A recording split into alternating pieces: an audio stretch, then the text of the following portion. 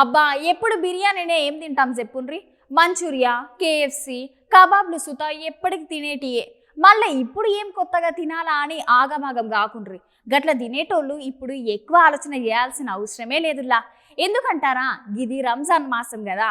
ఎందుకంటే ఇప్పుడు ఎక్కడ చూసినా హలీం బంటీలే ఉంటాయి కాబట్టి.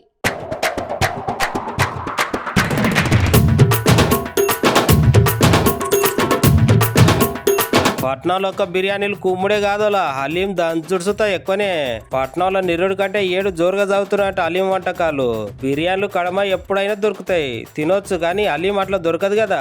ఇది ఒక రంజాన్ పండుగ అప్పుడే దొరుకుతుంది కాబట్టి దీనికి అంత గిరాకీ.